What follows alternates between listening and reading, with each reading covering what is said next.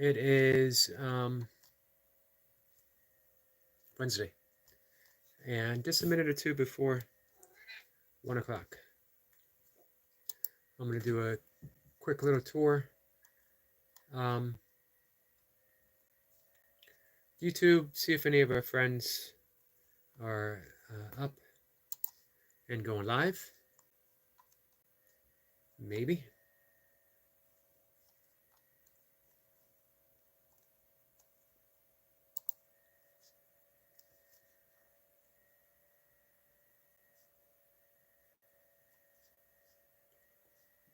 And I don't really see anyone.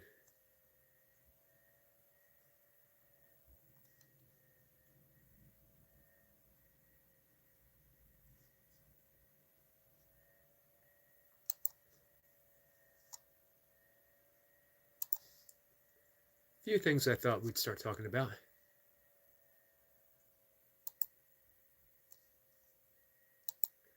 One of which is my channel. I've been talking a lot about YouTube, obviously, because I'm on YouTube, because I have some aspirations for YouTube, my channel, where I would like to take it, and how it might unfold. And we'll see if I can actually do so. I'll start off here by saying that as of this morning, actually not as of this morning, updated this morning, but still 5 days being held. The last official update was for May 17th, 2024, but each day they take a day from that. So it's always 5 days in the that are being held back. So I have no idea where I actually am, but the reflection of this moment is 3,117. So I'm in the 800, guys. 800 plus watch hours to go, and I get the full boat monetized all the way through. That was a goal I set less than a year ago when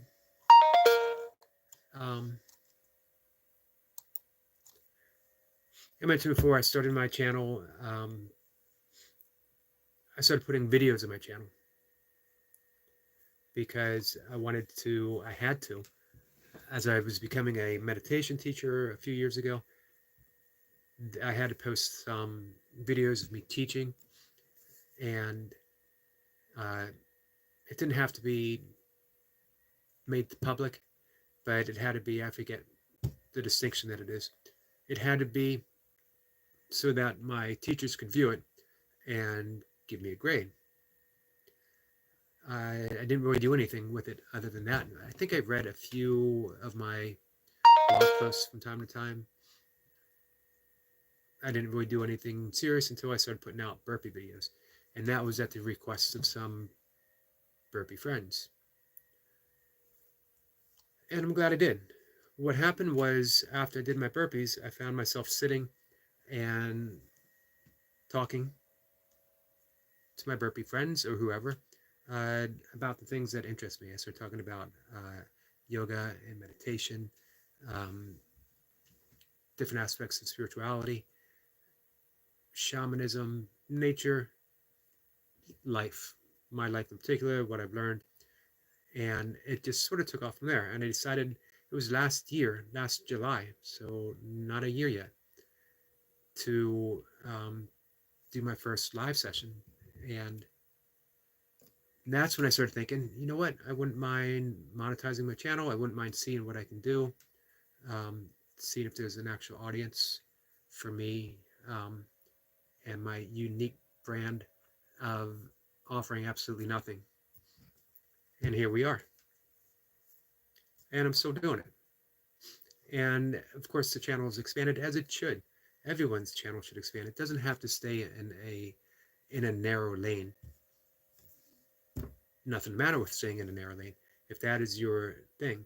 But for me, this isn't a yoga channel. It's not a burpee channel. It's not a fitness channel. It's a yogi channel. It's an Eric McCarty channel, which means the commodity, the art, the creativity that I'm offering is the creativity of me. And hopefully that it can touch someone. Hopefully someone will come along and think, I can do that. I don't even mind if someone comes along and says, you know what? That's ridiculous. I can do better. Awesome. I hope you can, and I hope you do, and I hope you're 1000% successful. Our friend Destiny is here. Destiny says, um, Grand Rising and happy Wednesday. Eric, how are you? I'm doing well, Destiny. Just talking about YouTube channels, what constitutes success, um, creativity, meditation, stuff like that. Our friend Joe Delaney is here. Joe says, good afternoon, Yogi. Good afternoon to you.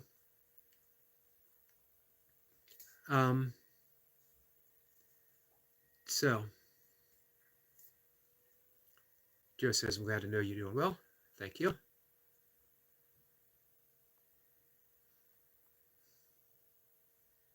Our friend Odom is here.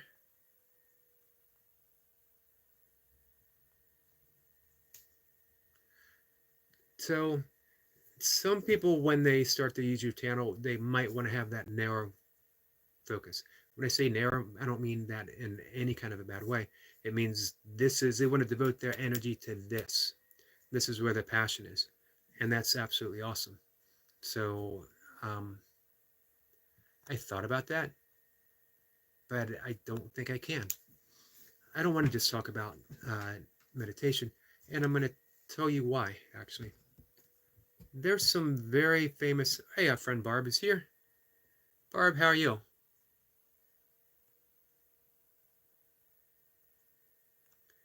Destiny is asking how Odom is, and his family, and his garden. How is the garden? What's next to harvest, by the way? Barb says, okay, and thank you for asking. You're welcome, my friend. And our friend Amy is here. Amy, how are you? Odom says he stopped setting goals for YouTube. You mentioned that you feel that your role now is more of a supporter.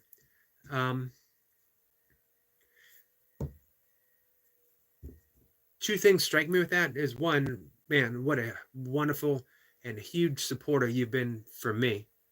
And I know you offer that to so many other people as well. So I think you've always been a supporter.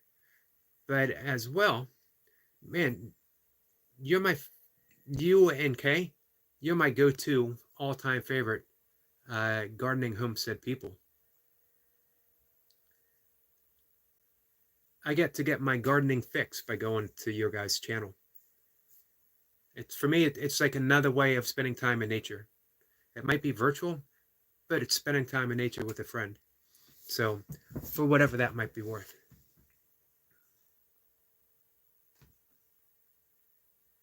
Amy says she's doing well. Awesome.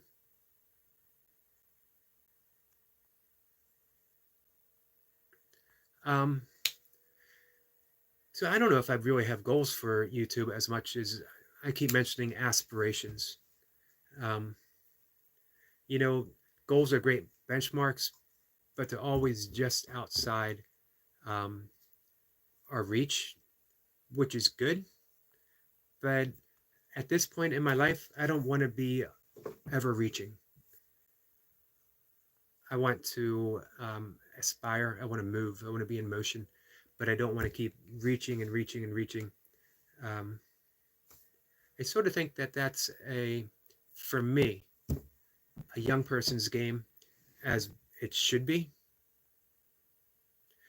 But you get a little bit older, and I think you start realizing that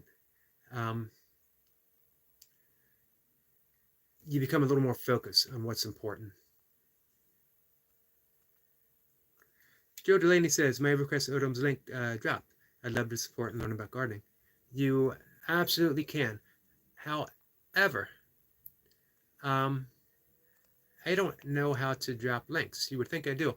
And I signed up for StreamYard, the free version at least, and I don't know if it's working or how it's working.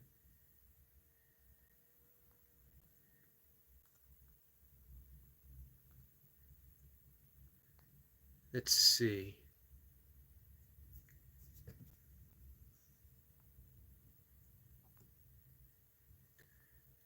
If we get a friend that drops in that can do links, I will certainly request that.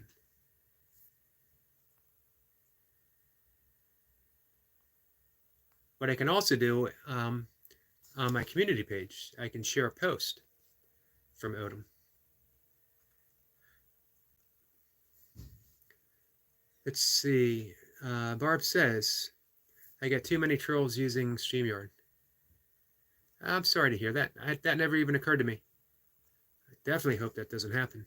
And I've heard you talk in your live streams, the devastating effect the trolls have had on your channel and on you personally, which I'm sorry to hear because, I mention your channel quite a bit. It's a beautiful place to spend time. If you guys want to feel like you're invited in for a cup of coffee or a cup of tea and do some crafts at a table sitting with a friend, then Barb is the place to go. La Akaya is the name of the channel, and I still haven't 100% gotten that down.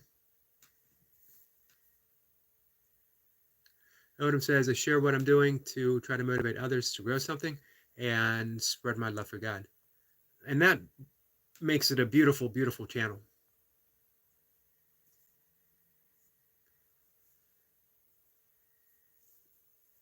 Destiny says, having an amazing day, Odom. I like your comment. You don't set goals on YouTube anymore. I feel you, bro. My saying, my own life is something, our own life is something we should control. That reminds me, and I mentioned this yesterday, this is what I want. I would paraphrase Gandhi when he was asked by a reporter. This is when he was released from prison after savagely being beaten, uh, seeking independence for India and practicing ahimsa, nonviolence. And he was asked, do you have a message for the people? And his reply was simply, my life is my message. My channel is my message. If I can be a good person, if I can live an inspired life, if I can live the quiet yoga lifestyle that I want, then, and all that that incorporates, then that is my message. I don't know if you heard that meow from my cat demanding some attention. Barb says, yes, that is where I put mine.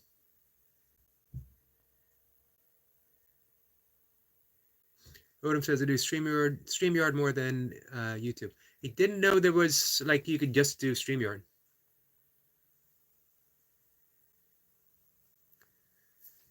Let's see. Joe's going to try to put in Odom's Homestead. That should work. There's only one Odom's Homestead.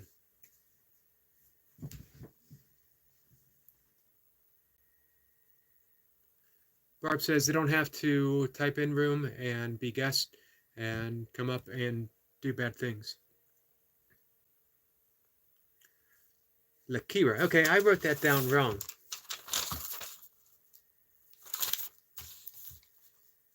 I have a little cheat sheet.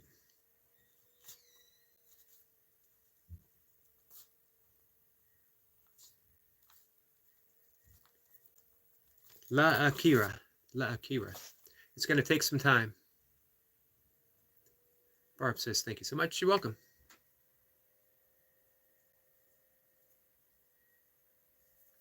Destiny says she can drop Odom's link. Thank you for that. We had some trouble dropping links yesterday.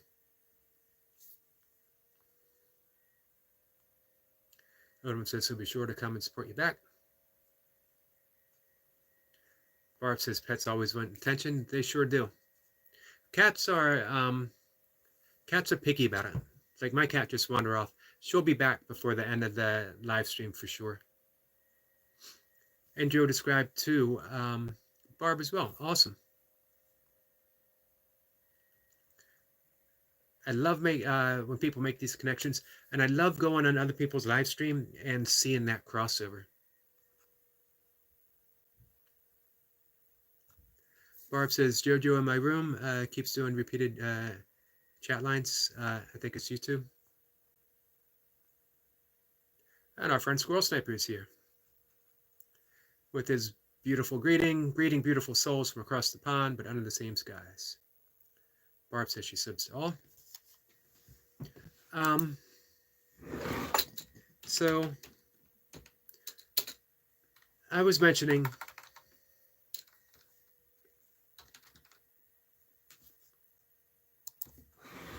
my issue with just being a meditation teacher. It's the same as just teaching yoga postures, yoga asanas. It's an aspect of yoga, but it's not yoga. It's an important aspect of yoga, of course. And we have Odom. Is that Odom's link drop? Awesome. Thank you, Destiny. But if you're just practicing the asanas, if you're just practicing the yoga poses, then you're mainly exercising. It's not going to have the life-changing effects that the path of yoga is going to have. There's the yoga I'm talking about is Ashtanga yoga, which isn't the there's also a style of yoga called Ashtanga yoga, but that's not true Ashtanga yoga. Ashtanga means 8, the 8 limbs of yoga, and that makes the full yogic path. And that's pretty important, because if you just practice one, if you just do breath work, you get wonderful results on your health, on your emotional life, all kinds of stuff. If you just practice the postures, you can get in good shape. And it also creates a lightness of limbs. You feel really good. You're training your energy body as well as your physical body. And then we get to dhyana, which is the path of meditation, or the limb of meditation. If you just practice meditation, you're going to have a profound effect on your emotional life, your physical life as well. You're going to lower your blood pressure. You're going to be more focused.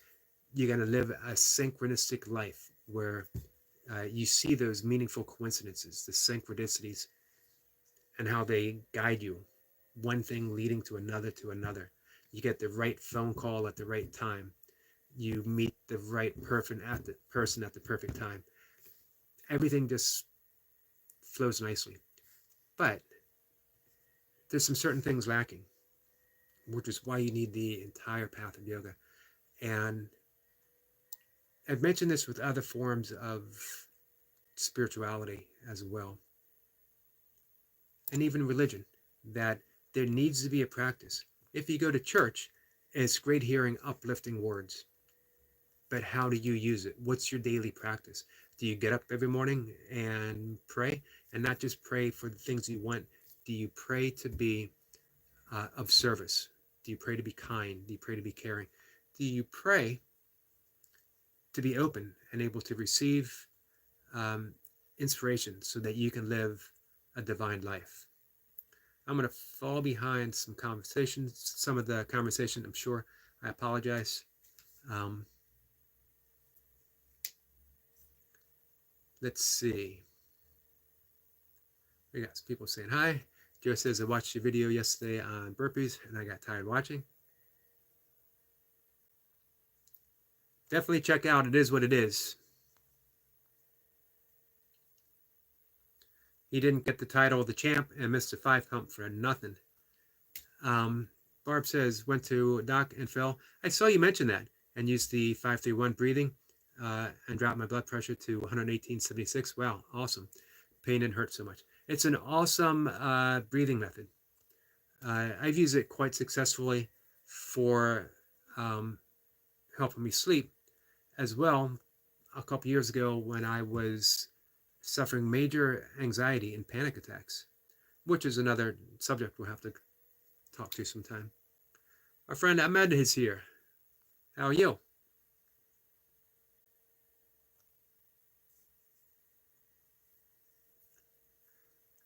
let's see. Scroll Sniper says, what I like about the word yoga is the translation from Sanskrit, union. Yes, exactly.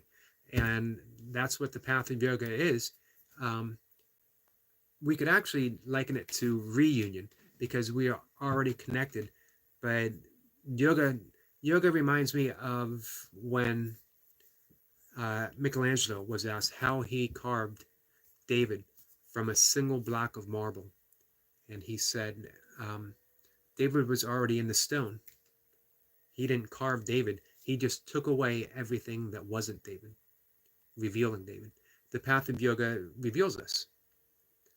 And that's what every spirituality, from Christianity to Buddhism to yoga to whatever your path is, should offer. Um, when I really dove into Sermon of the Mount, um, I was surprised that I was offered um, a path in Christianity that I never learned from an education in Catholic school. From first grade to ninth grade, it was never mentioned that Jesus laid out explicit directions on how we should live our lives, and we simply missed it, or it wasn't taught. Ahmed says, thanks, sir. You're welcome, my friend.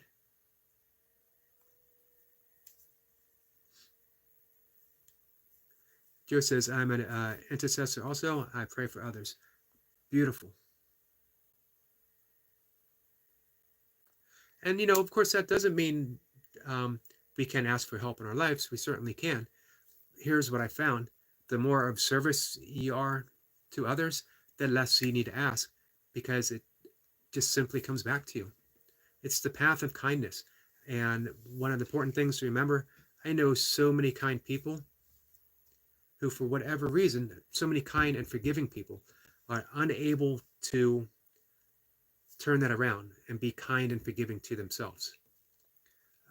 So if you're on the path of kindness, start with yourself. This is why in Buddhist meditation, loving kindness meditation, you use slogans.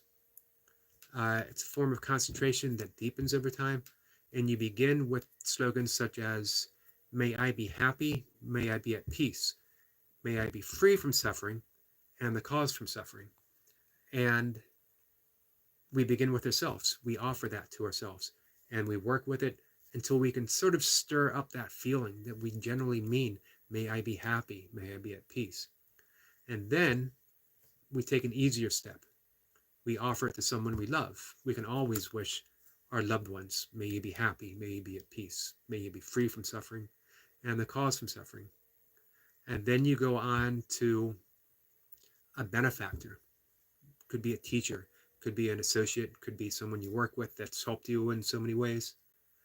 And then we go to a neutral person, someone that we see, we might interact with, but they're not family, they're not friends, they're not someone that we associate with, sort of. It could be a barista, could be the mailman, it could be whomever, a neighbor that we wave at. All of those are relatively easy. Then we get to the difficult, what we could consider the enemy. Only an enemy by our thoughts, not a true enemy. No one's our true enemy, not when we practice loving kindness. So it could be someone in an opposing political party. It could be someone that's done you some great harm. Those are hard to work with. But you take that love, the loving kindness that you've generated by starting with yourself, and you start offering to that person until you see no distinction between loving yourself, loving a loved one, loving a benefactor, loving a stranger, and loving someone that has done you wrong. Let me catch up here. Squirrel Simper says, Joe Delaney, then I'll pray for you to keep going. Awesome.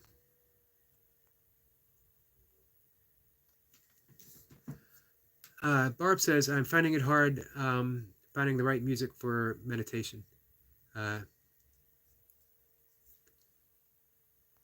That can be a problem. The meditation that I teach, I'm a primordial sound meditation teacher, as well as meditation techniques that lead to that.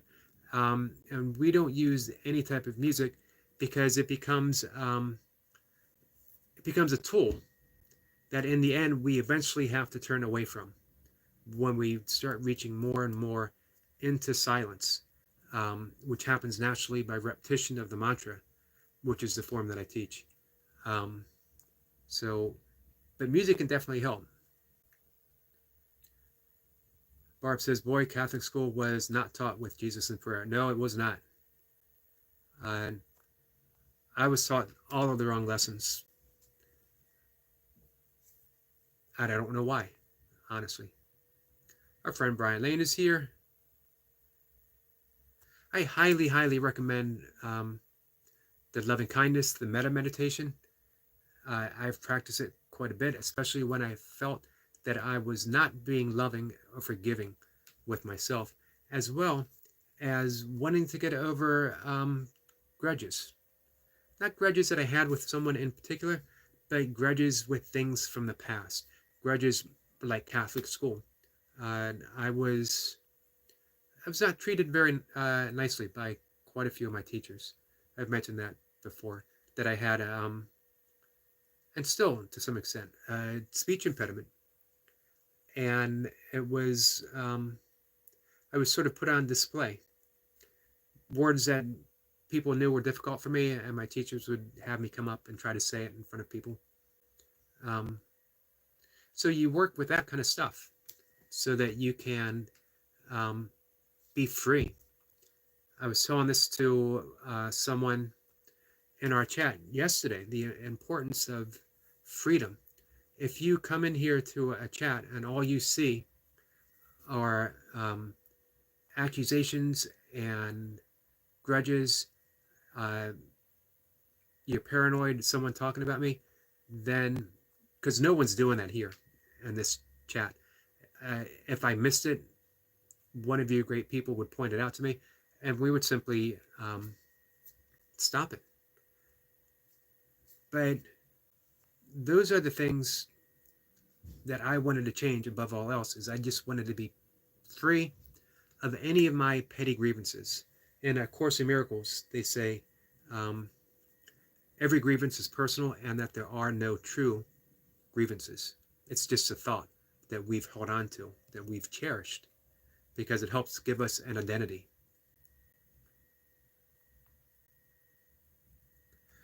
Joe says, right, I agree with that, Yogi. And Ahmed says, best wishes for good health and happiness. As to you as well, my friend.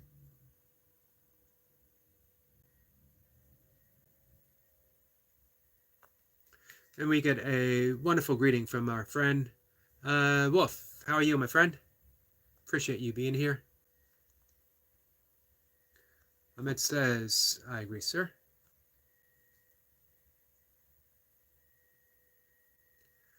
Barb says, if there are drums, my meditation goes too deep and it does more harm.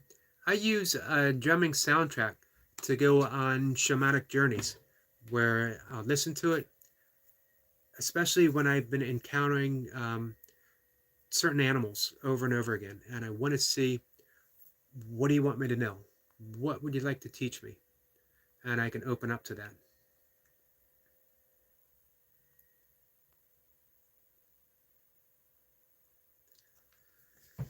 Destiny very kindly drops a link for our friend Brian. Definitely drop by and check out Brian's channel. Spend some time with Brian. He's someone, man. He's got a beautiful channel. He offers his workouts, doing burpees in all different forms, as well as some weightlifting, nature videos. But more importantly, he shares his journey, which was a harrowing journey to get to where he is now. And Joe offers a greeting in return. That was pretty awesome, Joe. Barb says that Donzo means greeting. And Brian graciously says, wish you all a great day. Don't forget to hit the like button. Thank you for that.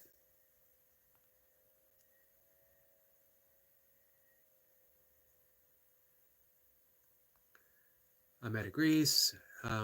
Joe says she was saying it back.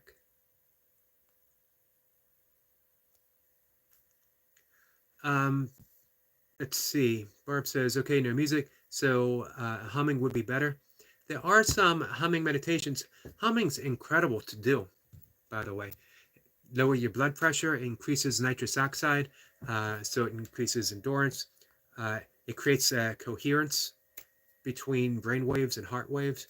I wanted to talk a little bit about heart waves today. I don't know if we'll make it there or not. Who knows? There's no agenda here. So humming would be good. I really like a mantra, and you could do what's called the breath mantra. It's the meditation is called So Hum, but it's actually you can say So Hum or Hum So, and it's a silent meditation, a silent mantra. If we could get extremely quiet and hear the very essence of our breath, not the noise of the breath, but the essence of the breath. On the inhale, we would hear So. On the exhale, we would hear Hum. So we close our eyes, we get very still, we relax. Your mind's going to wander. That's what the mind does. We're not relying on the mind. We're going to transcend the mind. We're going to go beneath the mind. So if the mind wanders, don't worry about it.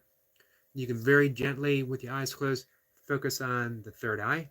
Doesn't have to be concentration. You're not forcing anything. You're not trying to hold it for any length of time. Just keep some attention, some light focus there. And soften everything. You can sit in a straight back chair, hands on your lap. When you naturally breathe in, you're not forcing the breath, you think to yourself, So. When you exhale, through the nose, if you're able, you think to yourself, Hum. And you're not forcing the breath, you're letting the breath be completely natural. When the next breath comes, you think So. When it goes out, you think Hum. As you proceed, you're going to find that there's some periods in between breath. Everything is quiet, everything is still. That's what Herman Melville called the Insula Tahiti, or Isle of Peace.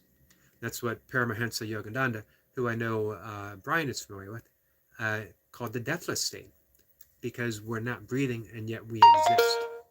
So it's deathless itself. Our heart rate slows, and we're just getting more and more still. In Tibetan Buddhism, they call this Shepna, meaning a thought's going to come in, and it's going to grab our attention. That's part of meditation. If it happens, and you notice it, guess what? That was a hugely successful step in the path of meditation. It means now you're aware of your thoughts. If you're aware of your thoughts, it means you can't be your thoughts. You have to be the witness to those thoughts. And if you're the witness to those thoughts when you're sitting in meditation, you're always the witness to your thoughts. That's a huge, huge observation of your own personal freedom. If you are the witness to your thoughts, you're the witness to everyone else's thought, meaning you don't ever have to be affected of anyone else's opinion ever. You're absolutely free. So you remember, we got lost in those thoughts. We remember, wait, I'm supposed to be concentrating on the breath and on the mantra. The next breath in, we think So. And then we think Hum, and we just return. You can do that for 5 minutes, 10 minutes, 15, 20 minutes. And it's extremely powerful. In the yogic tradition, it's the complete path. You never have to go any further than that. You're combining concentration with the third eye, the mantra So Hum, as well as breath awareness. Perfect.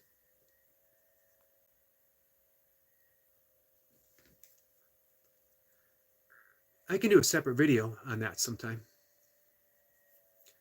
Joe says, Brian and Squirrel, I subscribe to you both. Thank you so much. Miss Destiny for the links. Yes, thank you, Destiny.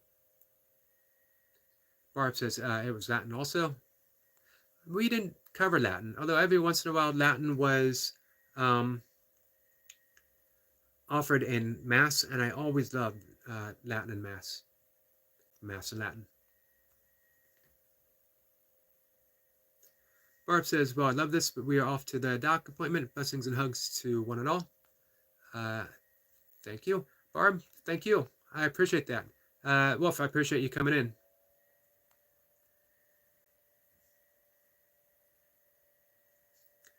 Wolf says drums are not good for her meditation.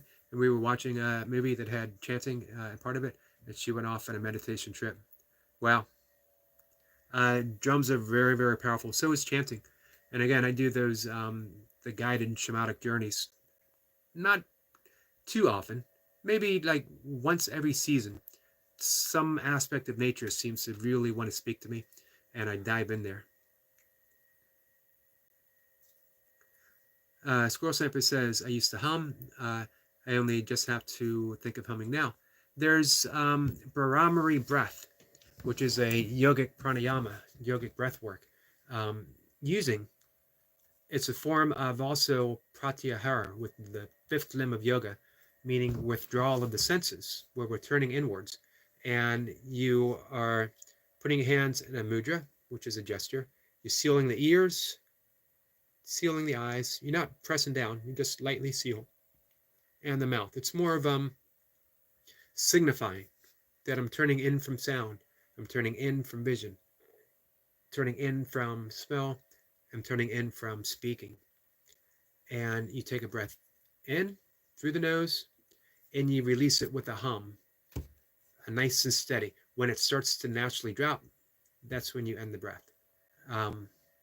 Very, very powerful pranayama technique that I recommend doing before meditation.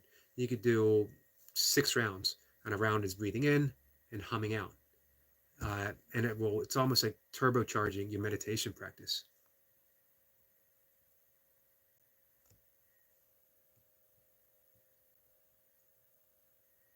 Squirrel Sniper says, yes, True Wolf, drums are gateway. Yes, they are. Hey, our friend Hybrid Jim is here. Hello, Eric. Quick hello. Hybrid, how are you?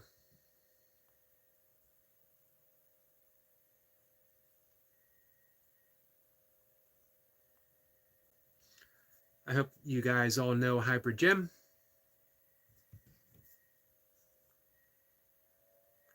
Hybrid Jim, formerly known as, the artist formerly known as Barefoot Burpees, the original Barefoot Burpees.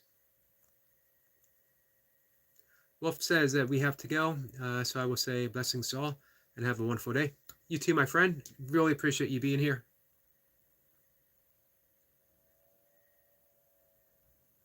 And our friend Flower's here. Flower's late. Or she's late coming in and letting us know. She might have been here for a while. Flower says, ooh, Moonwolf, I like the sound of that. Yeah, that's an awesome name, isn't it?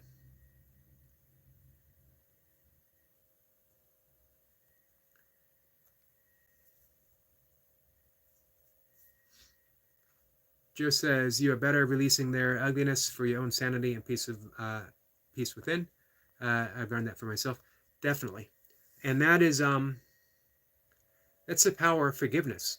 We always think of something that we give to others. I'll forgive when I'm ready. I'll forgive when I heal. I'll forgive when they've earned it, which isn't forgiveness. That's just ego continuing with a grudge until it feels someone else has suffered enough, and then I'll forgive. Forgiveness is always and only about ourselves. It's a form of healing. We're reclaiming our power.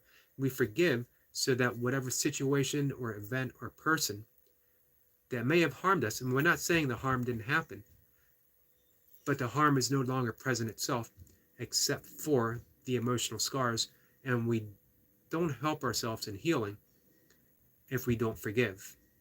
Forgiveness offers us that freedom. My favorite quote is from Mark Twain, that forgiveness is the fragrance shed by the violet upon the heel that has crushed it. The heel that has crushed it. And we instantly get the fragrance of the violet. That's forgiveness. Destiny kindly drops Hybrid Jim's link. Thank you. And Hybrid Jim is here. Oh, I'm sorry, Eric Lapointe is here. Eric, how are you? Um,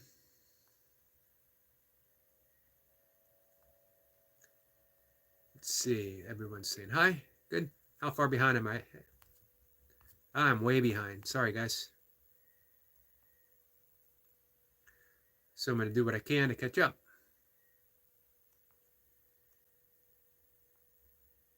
Brian is getting ready to do some handstand push-ups. We got a nudge from our friend Squirrel Sniper to hit the like button. Thank you for that. If I missed something from anyone, forgive me. I'm going to do my best to catch up with everyone. Signature 5848. 5848 says, good evening, thumbs up from the UK. Awesome. We got a couple people. Squirrel Snipers from the UK and Hybrid Gem is from the UK. So we're always welcoming our UK friends. Flower says, I'm late. Always appreciate you being here, Flower, even if it's a little late.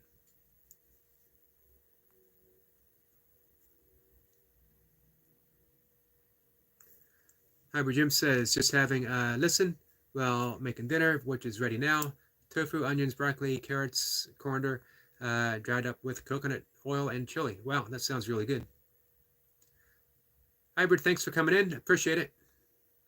And hey, thanks for the kind comments on my community page with my writing and stuff.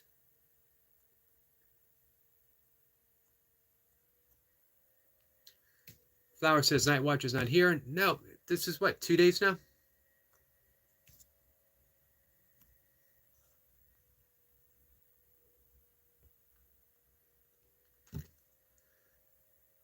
Brian says, oh, I had a post I thought would be great if Eric shared with Night Watcher. I saw you mention that. I didn't get a chance, sorry, to read the whole thing, but I will. And if Night Watcher pops in, I will definitely have him do so. Joe Delaney says, okay, I followed your instructions. That was great. It's a powerful, powerful meditation. And again, many say it's the entirety of the meditative path. Hybrid says, I'll catch you later.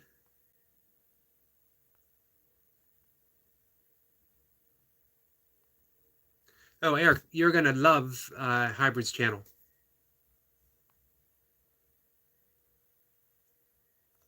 He was barefoot burpees for a long time because that was his main focus.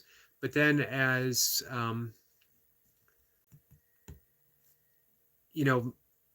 things opened up, COVID was, left more and more behind for the most part.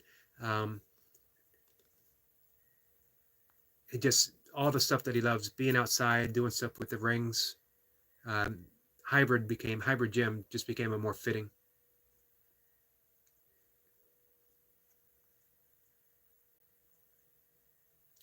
Signature says, we are here to support. I appreciate that. Brian says, it was maybe your path is harder because you have a higher calling. Thought it would be great to share with Night Watcher. I hope he pops in either this afternoon or the later afternoon, early evening session. Hey, I'm officially caught up. Awesome. Destiny says, thanks everyone for joining Yogi. You are the best people in these YouTube streets. Thank you for the love and support. And thanks for coming, everyone. So a couple people have mentioned with the first step in monetizing, and that I can do the membership to offer meditation and breath work, maybe some yoga tips, which is a wonderful suggestion. But I feel my own calling is to offer that as freely as possible.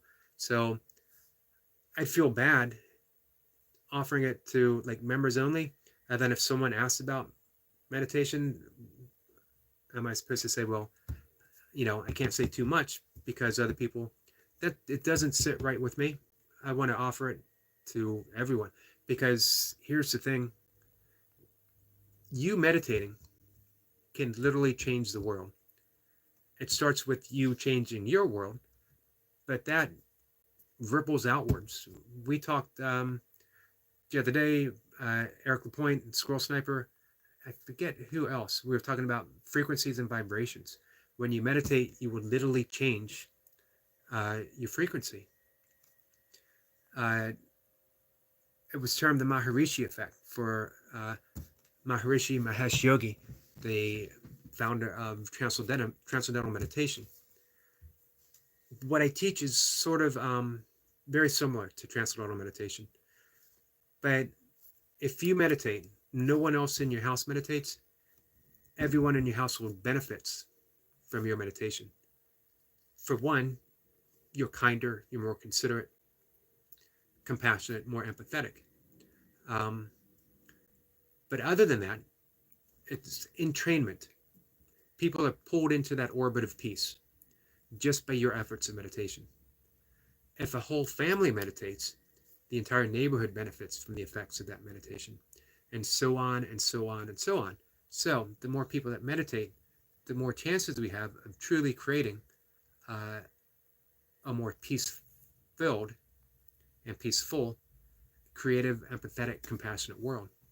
It doesn't have to be the meditation I teach. It doesn't have to be transcendental meditation, but it should be a committed path.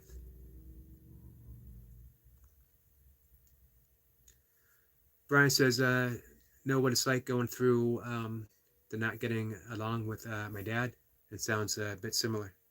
Yeah, he's shared some stuff, and I know you have too in the past. Definitely not easy.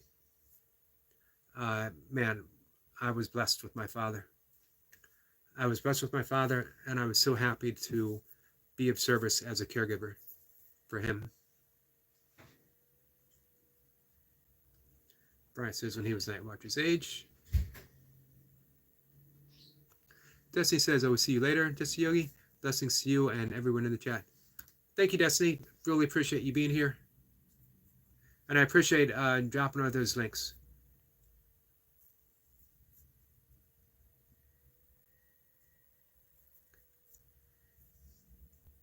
Let's see. Everyone's saying bye to Destiny. Brian says, because I didn't get along with my dad at all in upper teens. I did not always get along with my mother. Always had a great relationship with my father. There was just friction from the start, it seemed. Hey, Rob's here. Is that a new logo? Says, sup, Eric? Rob, how are you?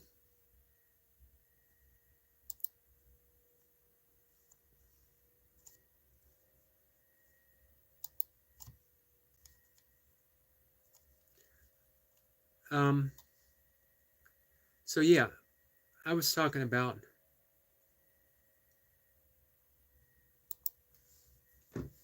just teaching meditation.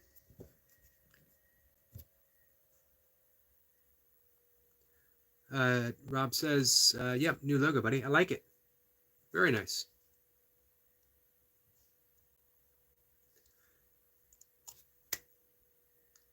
I'm going to use Howard Stern as an example. Howard Stern is a longtime practitioner of transcendental meditation.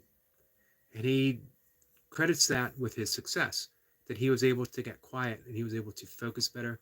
He was able to get in tune with the creative frequency of the universe itself to co-manifest the life that he had. But he still had a lot of issues, personality issues, personal issues. He wasn't a great husband. He wasn't a great son. He wasn't always loving. And it reflected in his personality. That personality made him famous. He's a shock jock. But but he was unable to really withdraw from it. He was always, um, he made a joke on air when he was working in Washington, D.C. I remember what a big deal it was, being not too far from D.C., about his wife's miscarriage, which she heard and devastated her. But for him, it was, hey, it got ratings. So Transcendental Meditation helped him with his creativity, didn't help him become a better person. It's only when he dove deep into psychotherapy along with meditation that he became a better person. And if you listen to his interviews now, he's become a very good interviewer because he's learned how to listen to people and empathize with people. He's no longer a shock jock. He's just becoming more fully human. That's the entire path of yoga. So as I was mentioning, if you just come and you just do the yoga postures, then you're not really doing yoga. You're doing yoga postures. You're stretching. You're getting in good shape. You're also working your energy body, which is important. You're developing concentration and steadiness. It's not the full path of yoga. If you're just meditating, it's not the full path of yoga. It's a limb of yoga, and there's 8 limbs of yoga. What we want to focus on, and this was a big thing with, I was talking about some religions lacking an actual practice. Not all, but some. And yoga is a practice. Above all, above everything, we practice yoga. Meaning you don't always have to get it right. You got to make mistakes. You don't have to be perfect to practice. Decades and decades ago, when I first began meditating, I heard an interview from the Dalai Lama who talked about his practice of meditation. And I thought, wow, so the Dalai Lama has been practicing since he was an infant. And if you believe in reincarnation, he was practicing before that. And he still practices. Meaning he still knows that it takes a little bit of effort. Certainly lets me off the hook.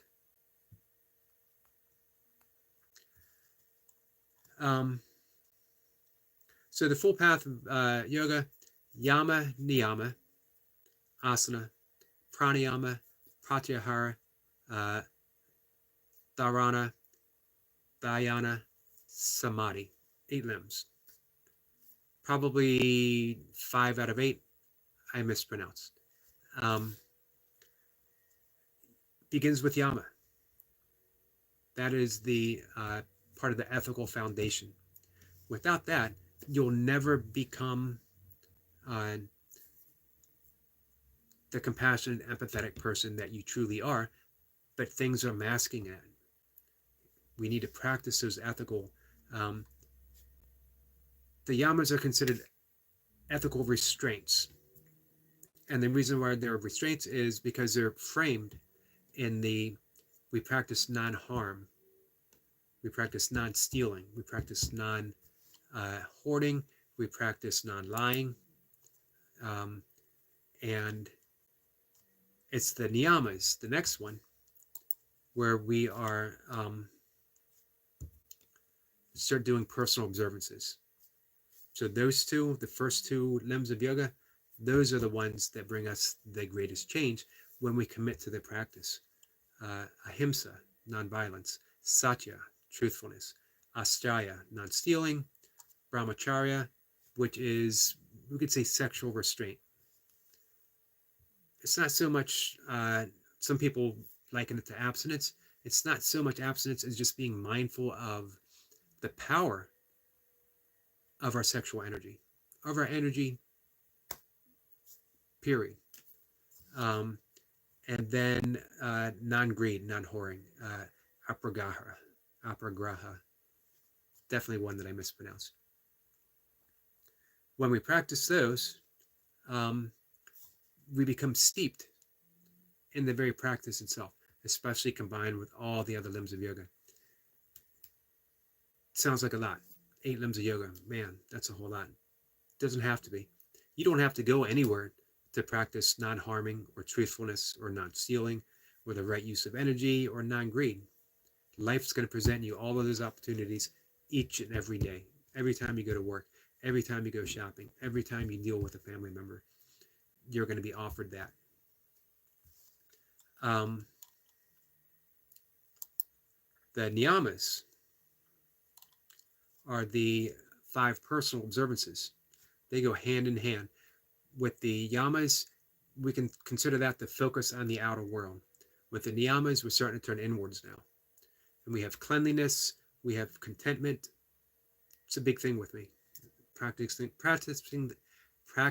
that now. Discipline,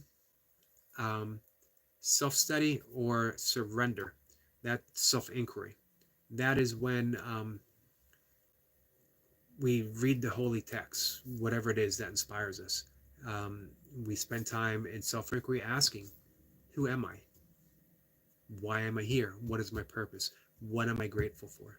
And we ask those questions not in hopes of an answer, but in hope of the questioning itself, revealing aspects of who we are. And then we have surrender to the higher power, whatever that is for you. We could call it life, reality. We could call it God. It doesn't matter. Flower says, Eric, I have to go. Have a nice day. Thank you, Flower. I appreciate you coming in. Sorry we didn't have a Night Watcher and others. Might have been a little boring for you to listen to me yammer on a bit.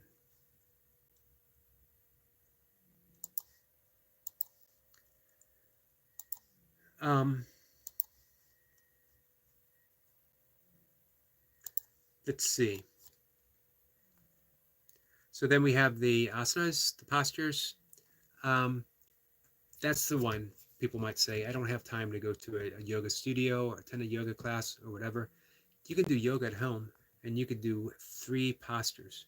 As a matter of fact, I was hoping our friend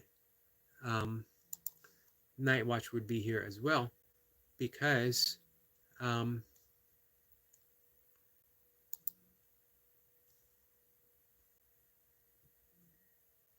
came across just 5 poses to help with ADHD. And of course, anyone can do these poses for anything. And it is actually 4. Cobra pose, cat-cow pose, downward facing dog, and tree. Some of those are among my favorite. Flower says, nah, it's not boring. I'd stay, but I have to go. I appreciate that, Flower, and I appreciate you saying that to me.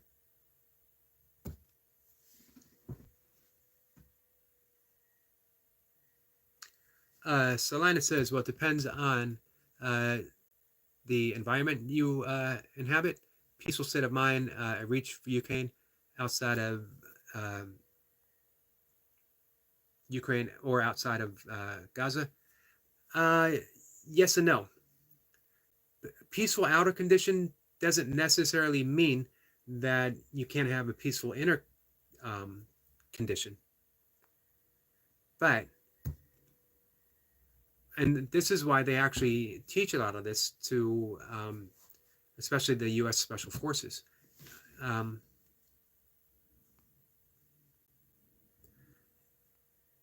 especially when we're really steeped in that practice. So I definitely understand what you're saying.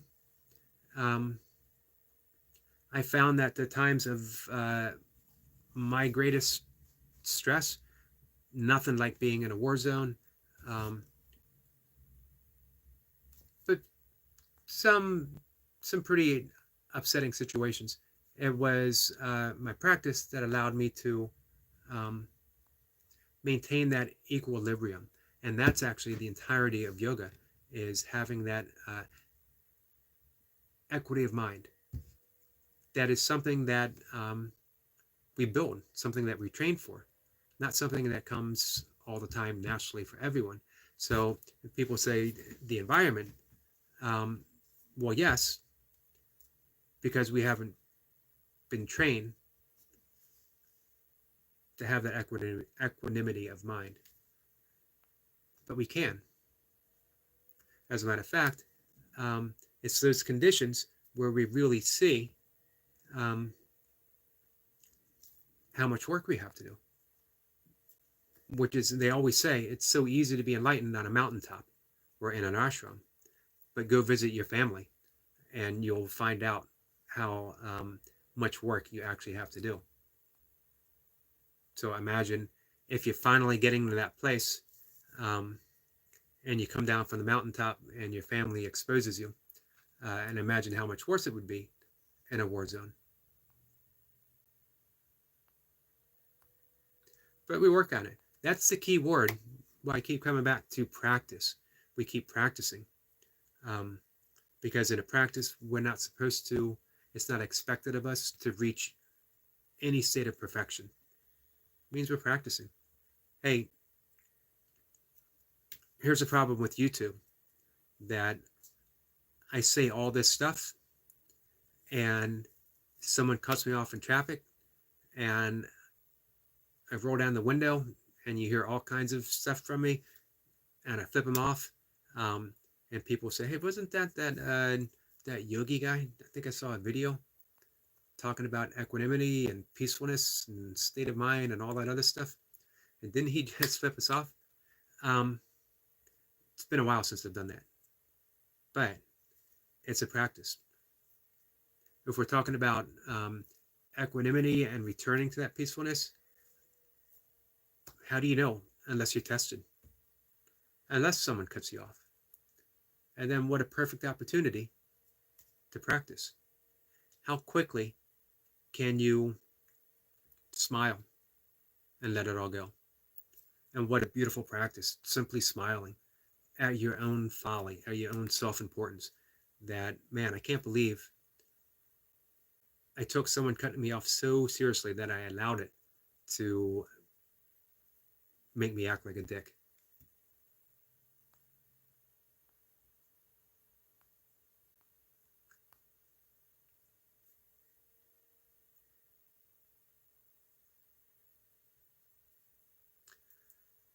Let's see. Eric Point says, I heard a good quote from Gandhi, but I can't remember the exact words.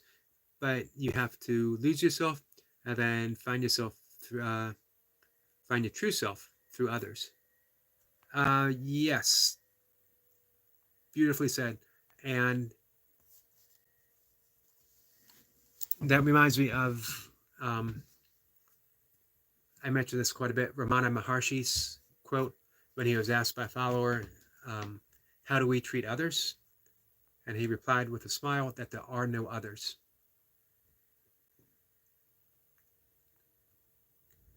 Which is the same thing that Jesus said when he was asked, what are the greatest of the commandments? And he said, first, love God with all your heart, soul, and mind. Maybe not in that order. And the second, and equal to the first, love your neighbor as you love yourself. Other translations, love others as you love yourself. So, you know, I was talking about the practice of Christianity. We could reduce it down to those two things. Are you loving God? And are you being of service to others? Are you loving others as you love yourself?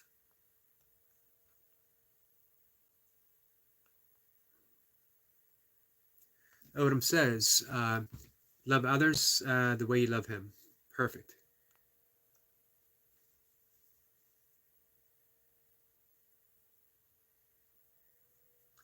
Eric Point says, here's one from Audrey Hepburn. Nothing is impossible. The word itself has I am possible in it. That's pretty awesome. Always liked Audrey Hepburn. That's someone else who spent the remainder of her life being of service to others.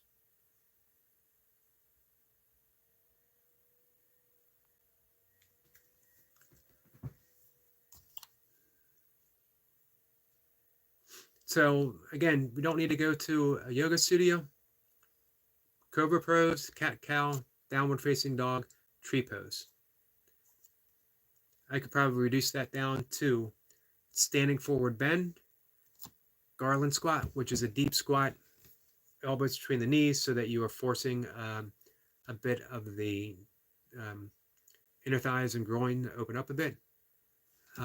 Let's go to 4.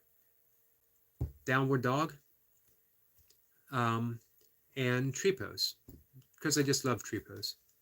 I learned so much from that pose every single morning that in order for me to branch out, in order for me to, my hands in prayer position and to bring it up over my head, extending, I need to be rooted in the ground. I need my base stabilized, or I'm not going to be able to reach and maintain any sense of balance. Without the root in the earth, we can't reach for heaven. But heaven's always a possibility.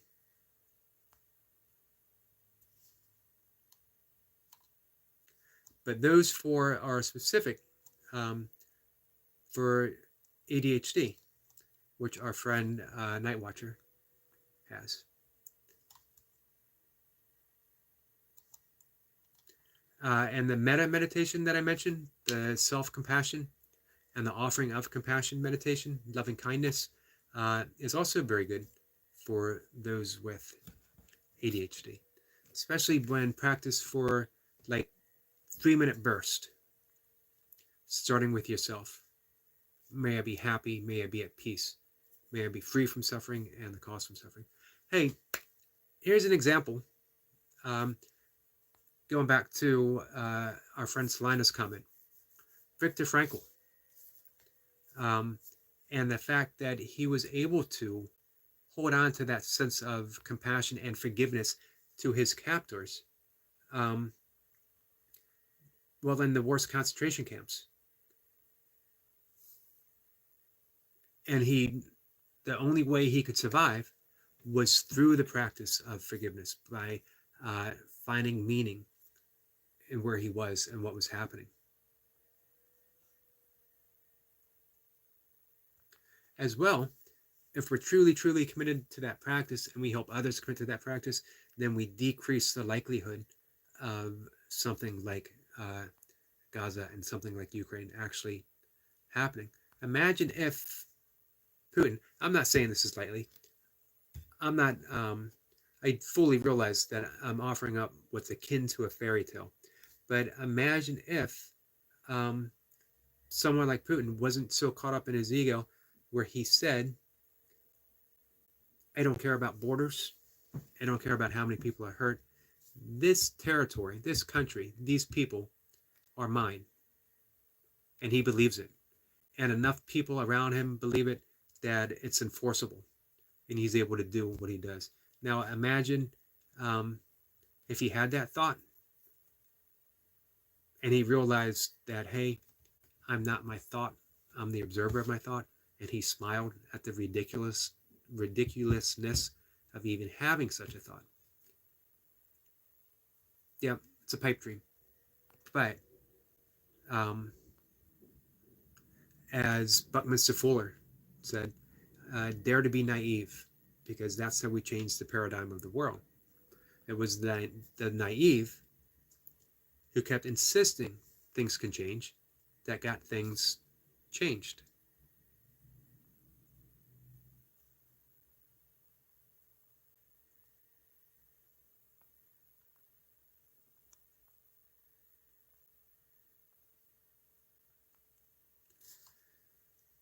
So, I've been talking quite a bit. Let me know what you guys think.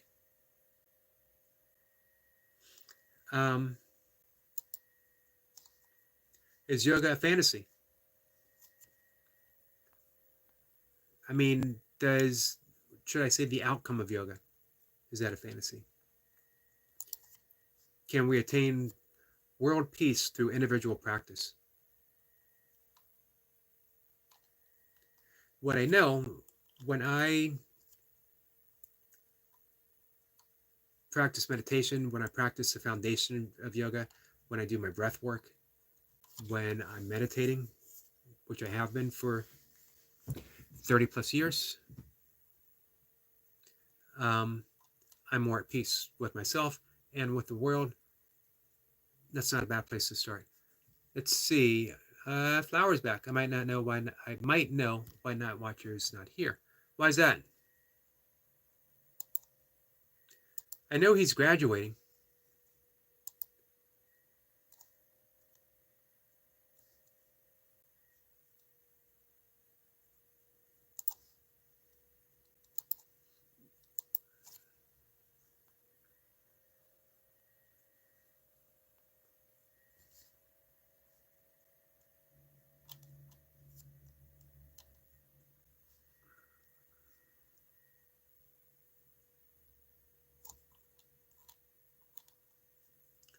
Also, guys,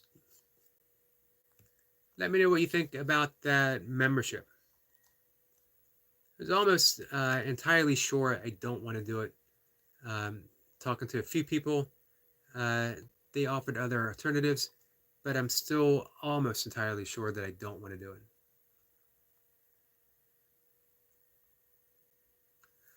Eric Point says I should probably learn the tree pose. Um, it's a beautiful pose. And you know what? You already do. You said you mentioned that you do the forward bend and you hold it for 30 seconds. Great, great pose. If you did that, downward dog, upward dog, and tree pose, 4 postures, um, you would have a complete yoga asana practice right there. 4 things. And yoga, different schools of thought on yoga. You hold things for a maximum length of time. And I've done that.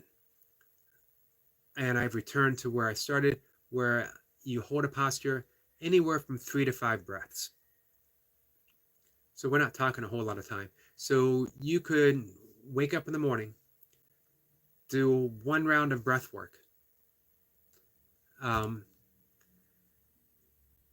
do those 4 postures where you're holding each one for 3, 4 breaths, and then simply sit in whatever form of meditation.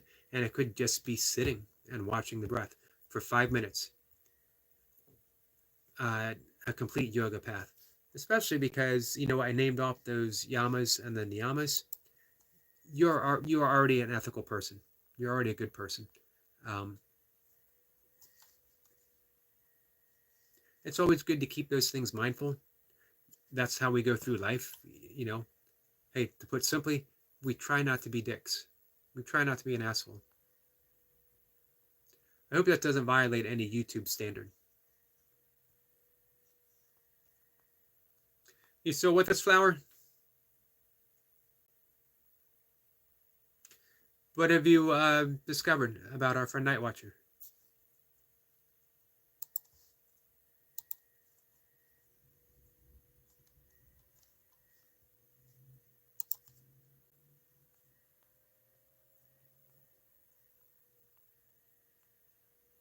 So yeah, the entirety of yoga is the path to self-realization, peacefulness, equanimity, and we could actually say all of those are the same thing. In the Bhagavad Gita, it literally says yoga is equanimity. In the Yoga Sutras of Patanjali, it's stated that yoga is steadiness of mind, steadiness and ease of mind.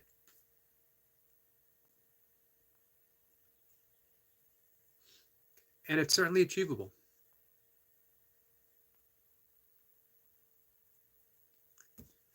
Flower says, I don't want to say it. Maybe he might come back. Well, if you'd like to share it, I'm definitely curious. But, you know, he might come back.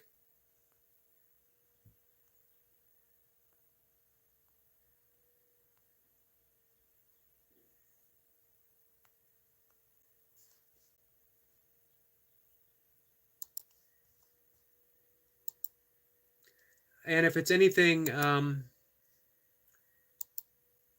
you know, personal, if he felt like he left on, bad terms, whatever, um,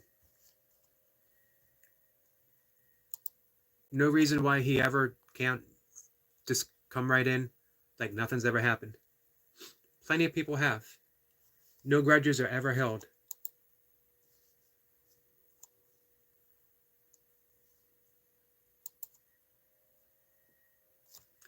Milka McCarty is here. She says hi.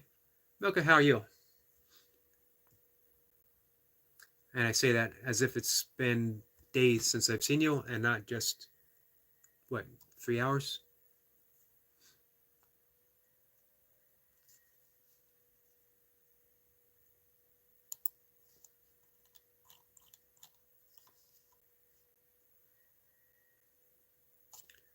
Do we think our friend Jacob might come back? I have my doubts about that too. But again, he's always welcome. I mentioned before, I think there's a distinct possibility.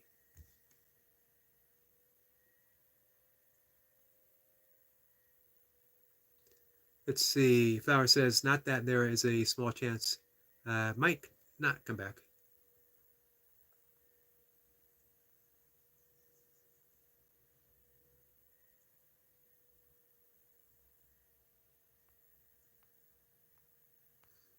Well, I hope he does. Obviously, we have no control. Flower says, well, Jacob and Chris are very similar, so I'm hoping they are indeed probably similar enough to be the same person.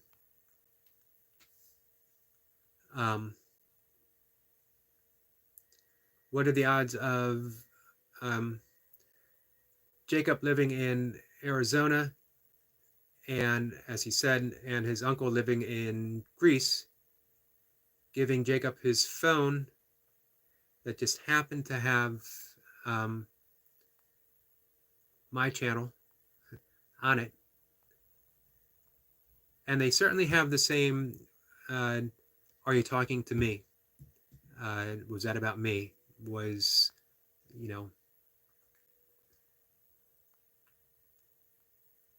I think possibly, I could be mistaken. I don't want to overly speculate. But if they're the same, if they're different, if either one of them want to come here together or separately, they're both welcome. Flower says, yeah, that's what I'm saying. And you had your suspicions from the very, very beginning. Eric says, something I should really consider. And happy to help you with that, Eric.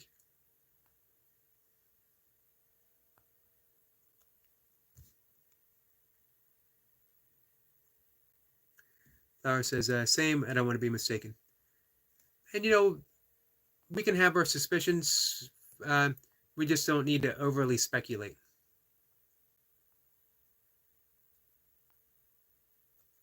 Amy says, had to take a call. Back now with severe thunderstorms moving through. Yay me. It's that time of year, it seems. Here in Maryland, once summer hits, thunderstorms seem to be a daily occurrence. Every evening.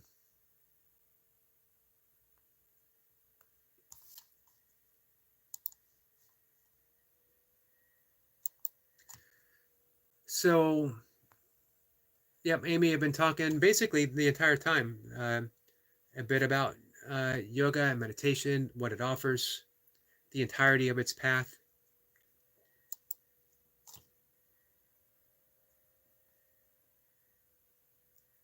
So, Flower, do you want to share about Night Watcher?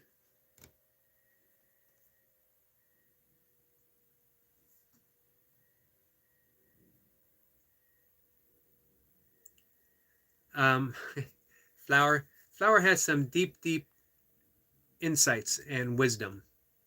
She says, well, his name was Jacob A, and he had a dark profile. It was a non-mod fighting with a mod. Uh, what wasn't there to speculate? So true. Very true.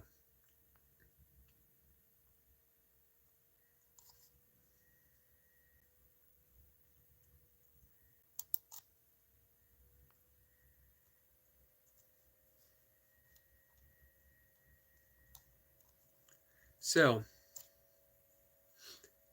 um, any questions on yoga, meditation, uh, all that stuff, breath work that we've talked about, or any questions about anything at all?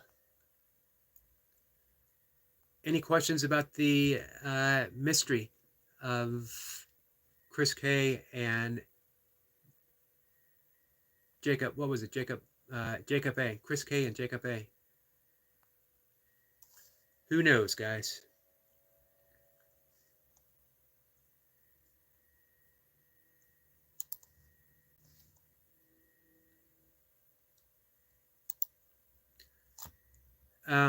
Hey, are you guys subscribed to Amy?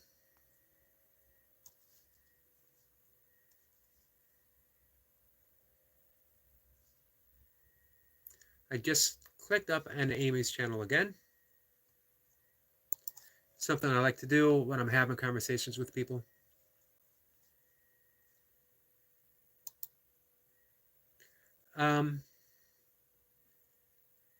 Amy, what what about your channel? Any aspirations?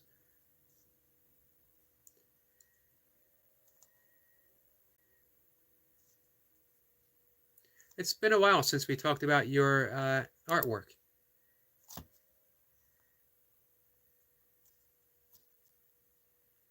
I'm going to read, if you don't mind, I was going to read your YouTube profile. I find it fascinating. I mentioned this before, the last time we had the opportunity to talk about your art. Such a intricate tool. Absolutely amazing to be able to do something like that. Amy says, sure, go ahead. Since October of 2022, I have been woodworking with what tools I had. The idea was to have something to do during the winter months. While I have always liked anything made of wood, whether it's a deck or carving, I just had a love for it. The videos will document the struggles, challenges, and successes of this new hobby. While there is plenty of content to watch when it comes to woodworking, there is a need for me to share the reality of learning that I have yet to find on YouTube. Life is an adventure, experience it, live it, and stay true to yourselves. Amy McFarland. That's a beautiful description. And, you know, the entire talk, an hour plus, I was talking about practice, the practice of yoga, the practice of meditation. And then you just summed it up so nicely there. That woodworking, for you, an art, it's a practice. You're allowed to make mistakes. You're allowed to do something imperfect. And above all, you're allowed to smile and have fun at the whole thing. If you don't, then that hobby just becomes an obsession, something that no longer brings joy into your life. And working with wood, that should certainly bring joy. You're working with an organic material. You're working with part of the earth itself to further its beauty, to reveal its beauty. And go back to, again, what Michelangelo said about David, that he didn't carve it, he revealed David. Same thing was said for a lot of the Native American cultures that would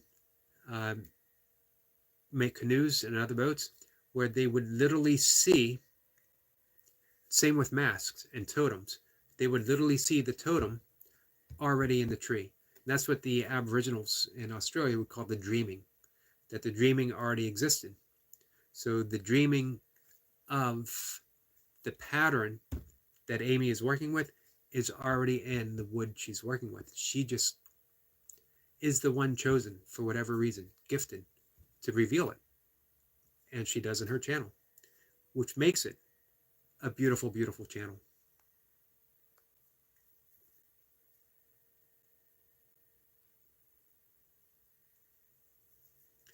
Flower says, well, Jacob was timed out. He very much like Chris.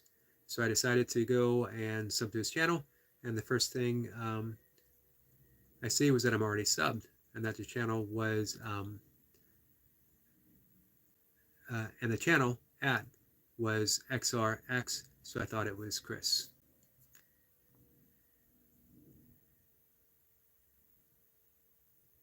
Yeah, everything was just a little too coincidental.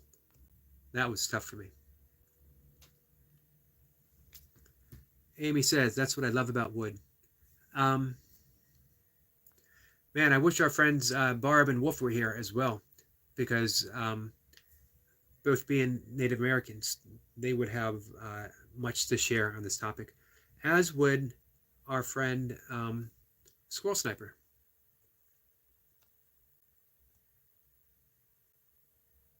And that's what, Eric Lapointe and I had the conversation about what we're doing with the nature shorts, is that simply revealing what nature's offering. And we get to be, for whatever reason, by means of synchronistic events, we get to be the ones to capture that truly unique moment, whatever it might be. And as the author Dan Millman said, there are no ordinary moments. So we get outside in nature and basically say, okay, show me. What is it? What do you want me to see today? Every morning I have that.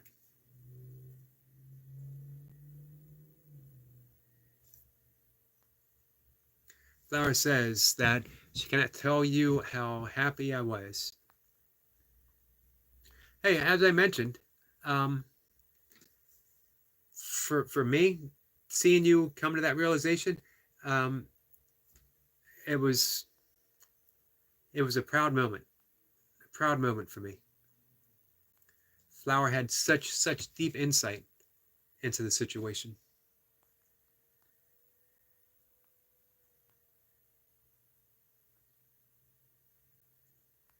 Well, regardless, if they're one and the same, if they're uncle and nephew,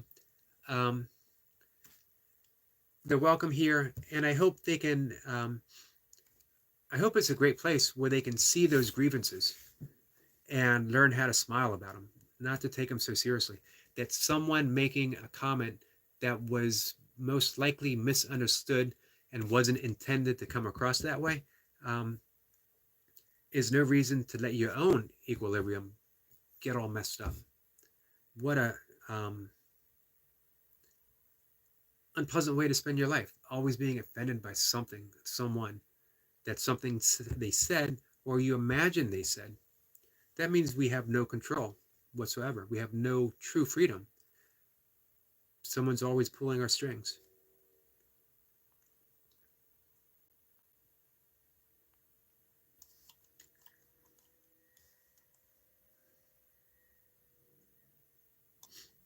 So Amy, yeah, I'm awful glad you started your channel. And I'm awful glad that I had the opportunity to come across it.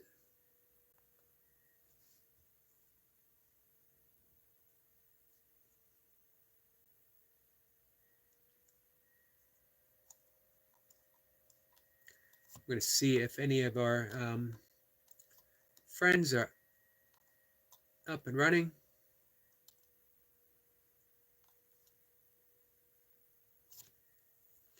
Amy says there will always be a puppet master. Well said. There will be people who take great joy in being able to do that to you. There are people who will do that by accident. But as Amy said, there will always be a puppet master, either purposely so or not on purpose. But what a great thing to realize. We can let that go.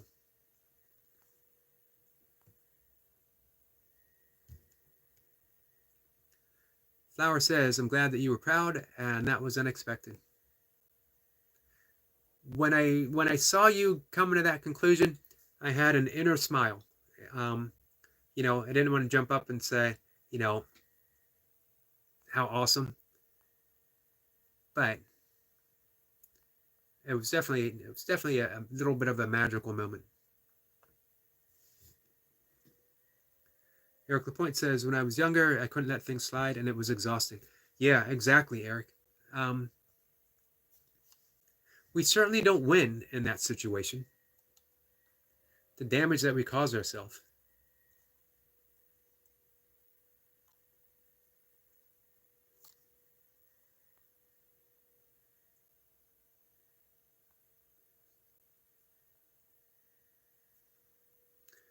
And Amy continues very wisely, as long as there are puppets to master.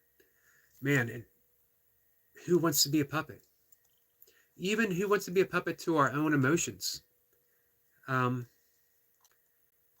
that's the whole gift of, one of the first dawning realizations that we have when we sit and meditate is, man, what a mess my mind is.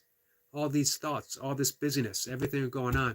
I have absolutely no control over it. I don't want to be thinking about this stuff. I want to be quiet. I'm meditating. But man, what an important thing, all that busyness, because we soon realize, wait a minute, if all this busyness is going on and I'm not the one thinking it, then I must not be the thinker. I must be the witness to the thoughts. And if I'm the witness to the thoughts, that means I'm also unaffected as a witness to those thoughts. And if I'm unaffected, that means I'm free. I don't need a quiet mind. The mind is already quiet enough to allow all those thoughts to exist and pass through, which is why in Buddhism, they call it our blue sky mind, the presence. Milka says, going to appointment. Well, I hope it goes well. And let me know how it goes. And be safe driving.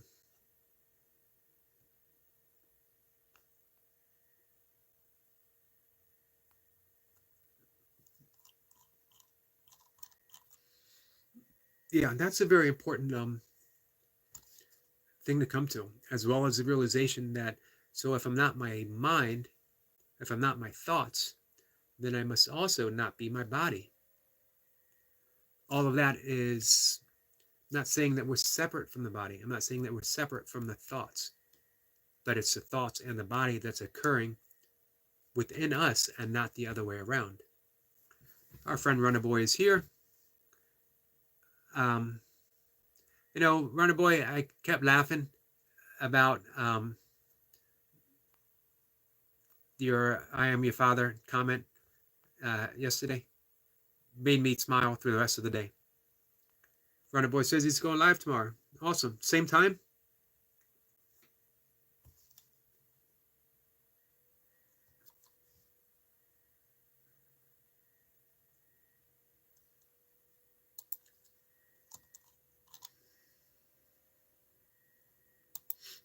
So, quick little scroll on YouTube. We're going to see if any of our friends are live.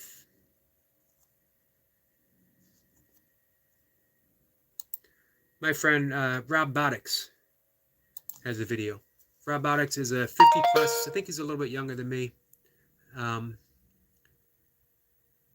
He's in the UK as well. And he is also, he's someone that likes doing bands and pulleys. He'll do some burpees and squats, some push-ups as well. Runner Boy says same time. Great. And Eric Point says, keep my eye out. Me too. 10:09 in the morning UK time. Yep, which is just about when I'm getting ready to take my walk. So I like being able to come in and say hi, and then I leave you up and running, and then I get to come back in and catch you usually towards the end of your workout, sometimes in the middle. Tomorrow's a deadlift day, I think he said. So that might be a bit longer. I'm going to assume that you get some decent rest time between sets. Flower says, quiet day today. Hey, we were cooking there for a brief period of time. I think I might have had like 14 people. Then I started talking about yoga, and everyone said, "Yikes!"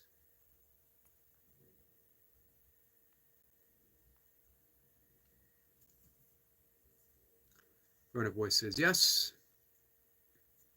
Hey, Flower, remember that it's our friend Runner Boy who brought you to 50 and 51.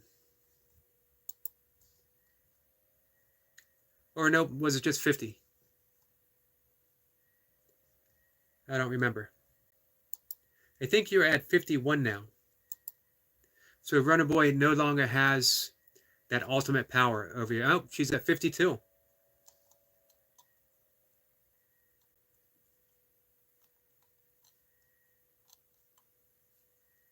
I just brought her page up. Hey, Flower, you got some nice views on many of your shorts.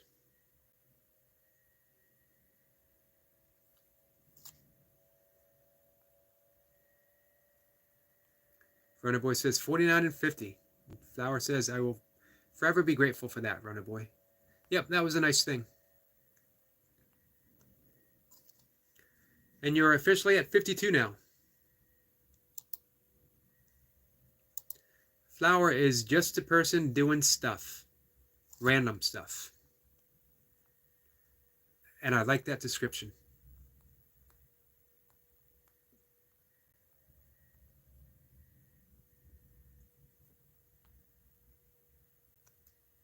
So also, if I'm not mistaken, Runner Boy, you'll be starting a new block, right? A new training block? Or you already start that?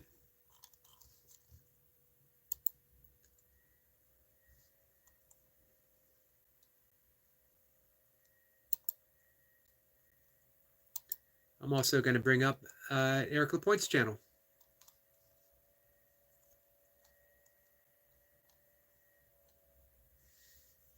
Did you guys see the trout on Eric's channel?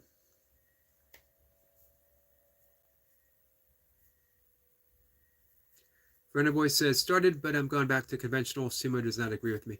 It doesn't for a lot of people. In the last year or so of my heavier lifting, I was switching over to sumo. I was actually finding that I was liking it quite a bit.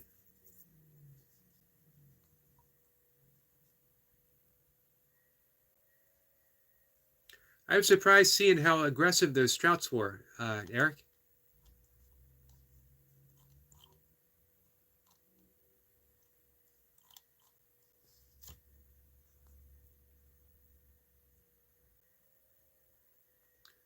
Runner Boy says it made his SI joints flare up. Yeah, that's definitely not good. I think conventional feels more powerful. I think you're using more muscle. I remember first seeing, I gotta admit, when I first saw sumo way back decades ago, I thought cheating. You're decreasing your range of motion. It's like doing a wide-legged squat.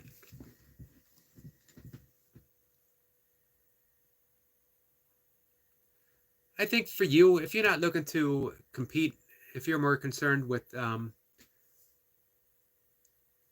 just lifting heavy, conventional is probably the way to go anyway. Runner Boy says I was able to full going into a split last night for 5 seconds. Awesome. Remember I said you were working on that.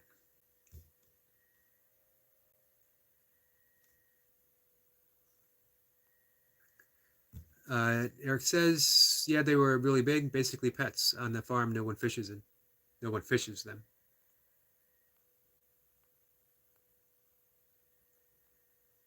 I always like trout. just the fish itself. Whenever I would say something like that, people would say, "Oh, you fish?" And my answer was, "Oh, no, I like trouts." Um, did fish when I was younger, quite often, and was actually pretty passionate about it for a long time.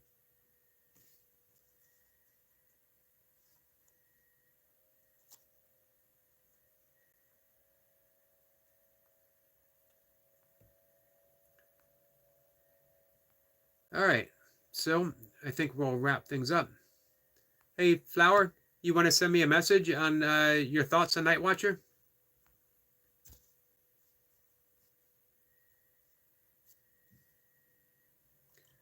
You can feel free to do so. A little concerned about him. I hope everything is well.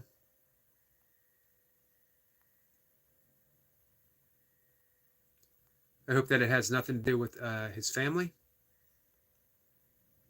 or his health.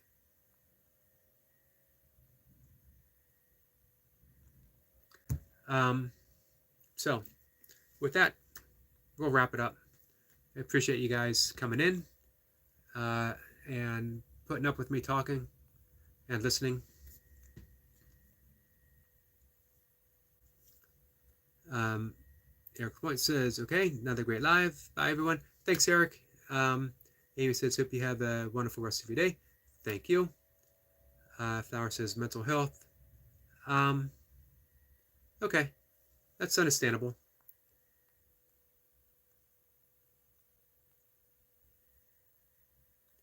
I know he was here for lots of odd hours when, he should have been asleep.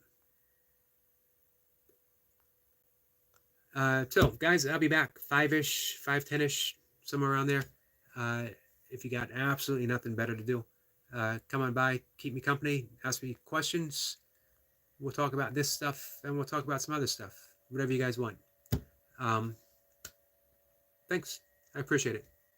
Take care, guys. Odom says, have a blessed day, everyone. You too, Odom. Hey, tomorrow is Get It Off Your Chest Thursday. Go visit Odom. Get it off your chest. And learn, ask some questions. Learn about gardening. Everyone can garden. It's a good thing to do, to know how to plant and raise some food for yourself and for others. Thanks, guys. Take care. Runner boy, I'll see you in the morning.